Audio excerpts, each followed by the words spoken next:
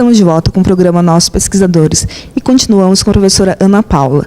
Professora, o que é produção de proteínas heterólogas?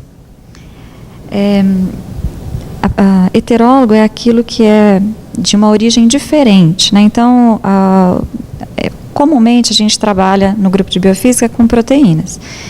E muitas vezes é difícil conseguir da fonte natural onde aquela proteína é produzida a quantidade, né, necessária para o estudo, ou mesmo o acesso ao material, né? Então, por exemplo, se eu trabalho com uma proteína de um parasita, e eu não tenho como crescer o parasita, eu não tenho como trabalhar com ele por razões diversas, eu posso isolar o gene que produz essa proteína e colocar dentro de um organismo simples, como uma bactéria, e então fazer essa bactéria produzir para mim a proteína que eu tenho interesse, né? Então, a produção heteróloga é isso, a gente tirar a sequência codificante, o gene, né, de um organismo, colocar num outro organismo para que ele faça, então, uma produção em quantidade aumentada de uma forma ilimitada, né? A gente trabalha com proteínas de origem natural, mas também com muitas que são chamadas heterólogas, porque isso facilita muito o trabalho no dia a dia, né? A gente tem a proteína a hora que quiser, né? Qual o benefício de ter a proteína a hora que quiser?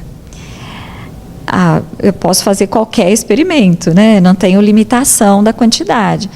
Mas, além disso, por exemplo, se eu quiser fazer alguma modificação nessa proteína para estudar o que isso causa, melhorar, por exemplo, a atividade que ela tem, né, em termos de função, eu posso facilmente fazer isso, modifico o gene, tenho uma proteína que é o produto desse gene modificado e vou agora trabalhar e estudar essa proteína nova, vamos dizer assim. Então, além de produzir, essa técnica de expressão heteróloga, produção de proteína heteróloga, permite que a gente rapidamente gere novas moléculas a partir daquela original, modificadas, e teste para ver se isso é interessante ou não, né? Então, é uma técnica bem versátil no laboratório, né? Professora, outro conceito é o que são septinas e o que pode ser estudado a partir delas. Então, septinas compõem uma família de proteínas que são estudadas já há vários anos, mais de 10 anos, não só pelo grupo de biofísica molecular, mas também por membros do grupo de cristalografia de proteínas, como o professor Richard Garrett, aqui do IFSC. E essas proteínas, elas têm um interesse bastante grande, porque elas estão envolvidas em muitos processos biológicos que são importantes em humanos, não só em humanos, mas nosso foco maior é em humanos. Então, por exemplo, a mobilidade ou a motilidade do espermatozoide, ela é decorrente de algumas septinas estarem funcionando bem no espermatozoide. Então, a gente tem casos de infertilidade masculina relacionados a problemas com essas proteínas.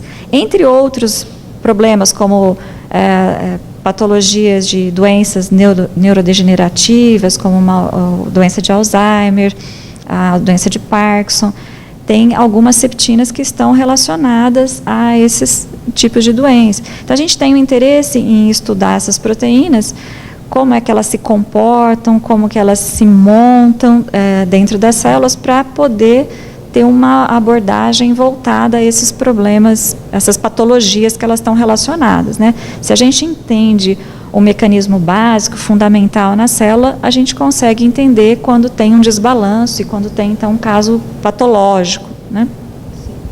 Professora, conte um pouco da sua pesquisa atual. Então, a minha pesquisa atual tem sido mais focada nessas proteínas, septinas, né? Tentando entender justamente como é que elas se montam.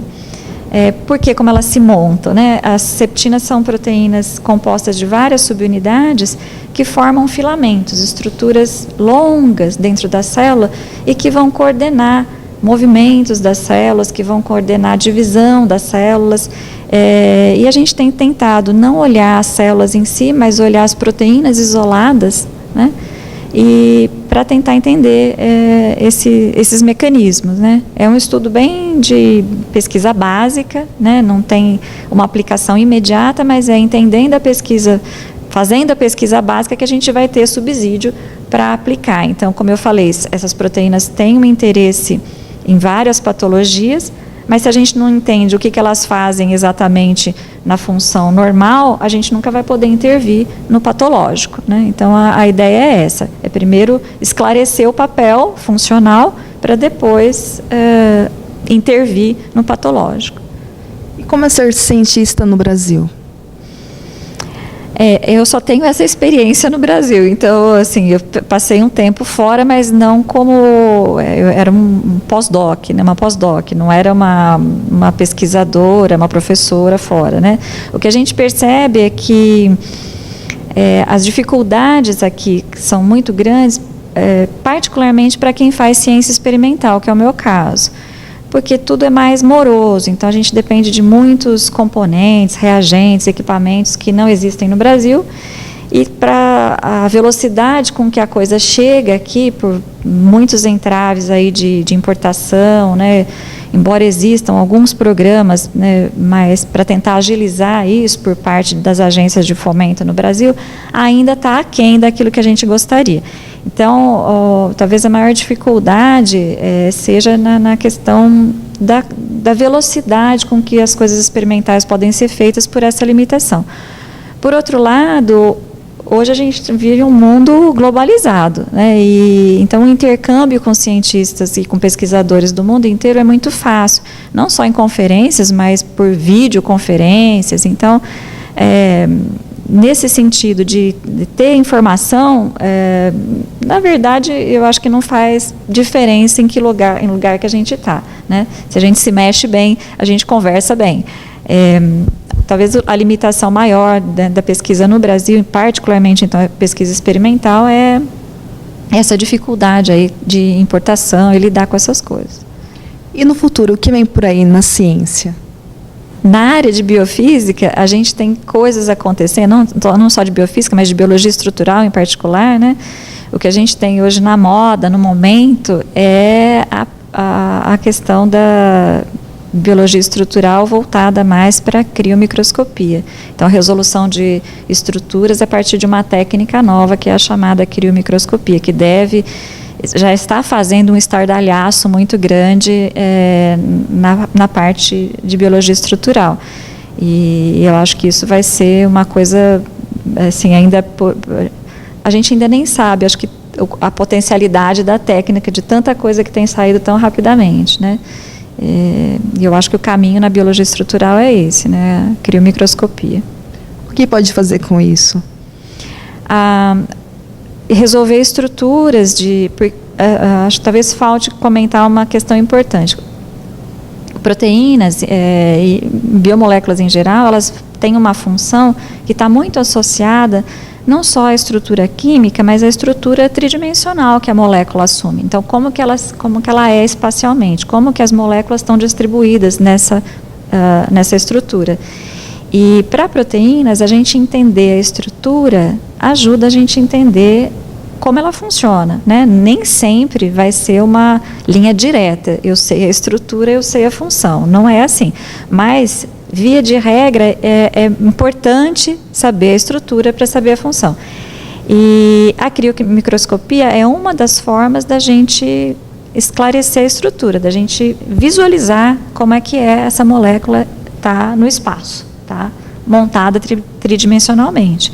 E é uma técnica muito poderosa, né, que tem permitido uma velocidade muito grande com que estruturas de moléculas bastante grandes, que era uma limitação que a gente tinha pelas técnicas até então, têm sido colocadas, né, têm sido esclarecidas, trazidas aí para os cientistas. E para terminar, o que a senhora pode falar para quem se interessa pelo assunto? Bom, para procurar o IFISC, né? Na verdade, procurar, então, no grupo de biofísica, a gente está aberto sempre para receber pessoas que tenham interesse, que queiram se envolver com pesquisa, que sejam curiosos, que tenham boas perguntas, né? Então, isso, que venham, né? Que venham para conhecer. Obrigada, professora Ana Paula, pela entrevista. O programa de hoje fica por aqui. Sou Viviane Marque e até a próxima.